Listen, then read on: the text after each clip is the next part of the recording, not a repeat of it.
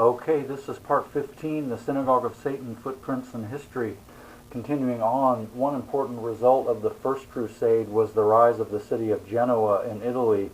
It had actually been a Byzantine colony before that, and it rose to prominence by transporting soldiers and supplies to the Holy Land for the Crusades. Another important development of the First Crusade was the appearance of the Knights Templar. Purportedly, they were 9 knights ordered to safeguard pilgrims going to the Holy Land on the Crusades. You might wonder how just 9 knights could protect all the pilgrims going to the Holy Land or other crusaders. And also the official chronicler of the French king made no mention at all of the Knights Templar or their founder at the time.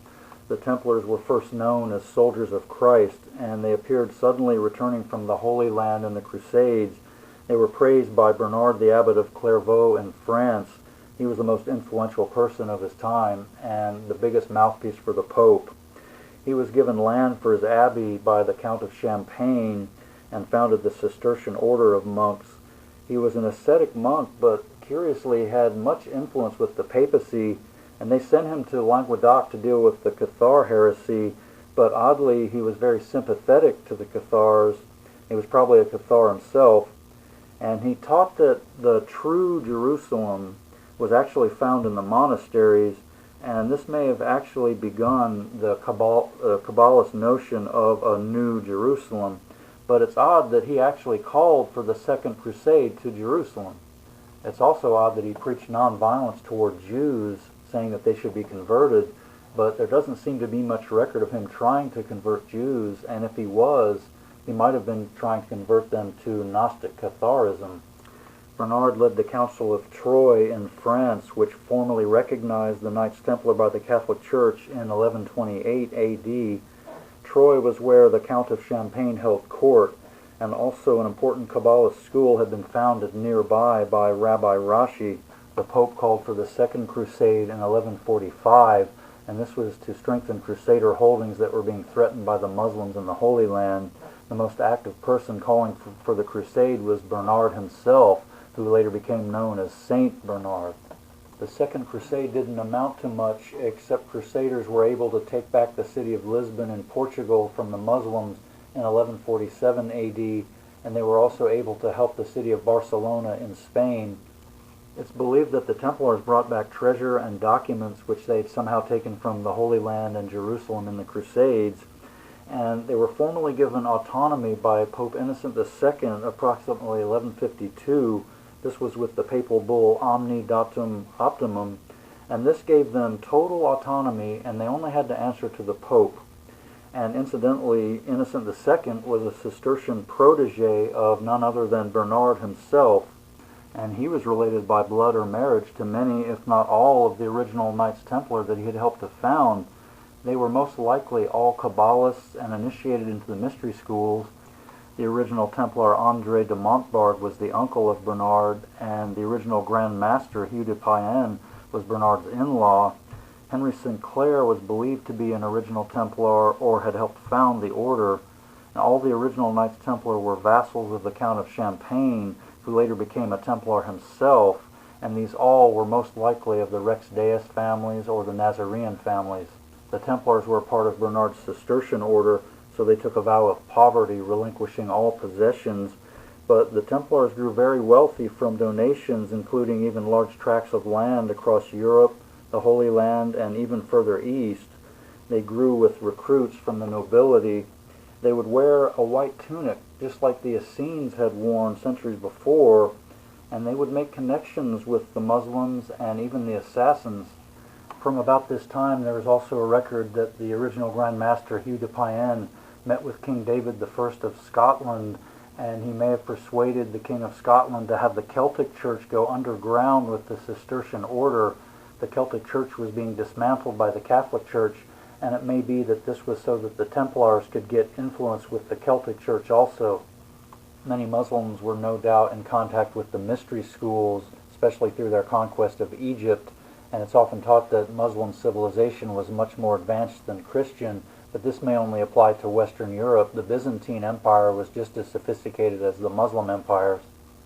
The Sunni Muslim general Saladin took Egypt from the Fatimids in 1171, and in 1187 he took back Jerusalem from the Crusaders. And it's interesting that this was at the Battle of Hattin on July 4th. That date, July 4th, is very important, especially for the Egyptian mystery schools. The very next year, many knights left the Templar order, claiming that the Grand Master Gerard de Ridefort had committed some treason. It's not certain what the treason was, but it may be that he actually gave Jerusalem to Saladin, and that Saladin hadn't taken it by military force.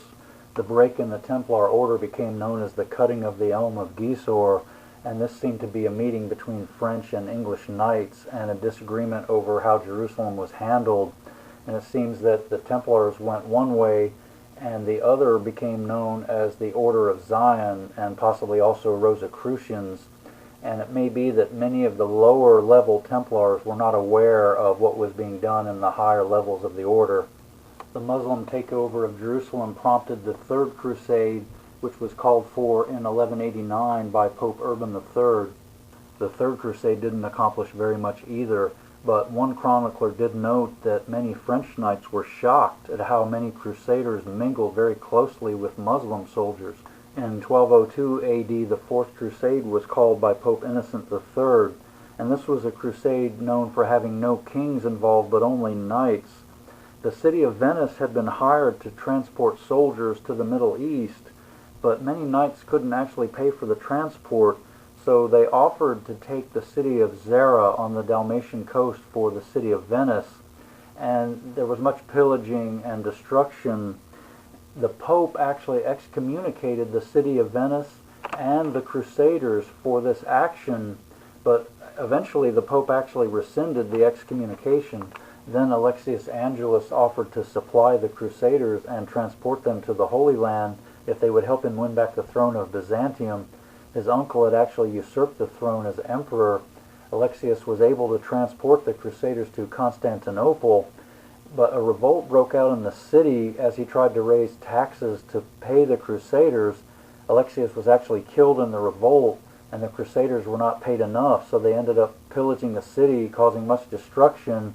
They were actually able to take over the city of Constantinople itself, and they set up several so-called Latin kingdoms of Byzantium. About this time, England and France were struggling for territories in France. The English king actually controlled about half of France through the Norman dominions and also through intermarriage. The English King John had a falling out with Pope Innocent III. He didn't want to approve of the Pope's choice for the Archbishop of Canterbury, so John was actually excommunicated by the Pope, and also an interdict was imposed cutting off all Catholic church services to England. There were many that denounced the Fourth Crusade, so Pope Innocent III most likely called for the Albigensian Crusade to repair his approval. The Albigensian Crusade was formally declared in 1209 AD, and it would be against the Gnostic Cathars of southern France, or Septimania, Languedoc. The same year, the Franciscan order of monks was set up by Francis of Assisi. Its main task would be to operate inquisitions of heretics. In 1215, another group called the Waldensians was denounced as heretics by the Pope. England's King John had his excommunication reversed, and also the interdict on England. He was able to do this by placing the English crown under the authority of the papacy, and he promised that the English kings would pay a yearly fee to the Pope to maintain the crown of England. But the King of England would need to tax the barons and other nobles of England to raise money to pay the papacy for the English crown. And in 1215, the barons of England revolted against John and forced him to sign the Magna Carta, giving the barons certain rights against the King of England. But Innocent III annulled the Magna Carta, and the same year the Fourth Lateran Council took place. It appears that the issue with the English barons may have led to an issue with Jews coming up at the council. One of the most important outcomes of the council was that Jews and also Muslims were then required to wear an identifying badge on their clothing. The Jews were also not allowed to charge high interest on loans anymore, and they were also barred from any public office, and they also could not come back to Judaism if they had converted to Christianity. But it may be that the papacy was just retaliating against the English barons. Why didn't they ban usury? They were still leaving that usury loophole. One could go into debt, it just would take a longer amount of time. And also the papacy was good at stirring up the mob. It was a stigma to borrow from Jews, so they were making them distinguishable, and now it would become more of a problem to borrow from them. So many, including the papacy, were distancing themselves from the Jews or covering their associations. But by this time, Jews were already required to wear identifying marks in many countries, even as far as Byzantium. Besides, many wealthy Jews could pay for an exemption and not have to follow the requirement. So it appears that this was just another divide and conquer tactic of the papacy. And curiously also, right at this time, much of the population of Venice converted to Christianity, and this may have been a direct result of the Fourth Lateran Council. It may be that the papacy thought it prudent to have more Christians in Venice because it was borrowing from Venice, and it wouldn't appear good to have the papacy borrowing from Jews or other non-Christians. And also the papacy may have been retaliating against Venice for its actions in the Fourth Crusade. So I'll continue in the next part with more on the Crusades and with the further rise of the Templars, and also with the rise of republic cities in Italy. So until next time.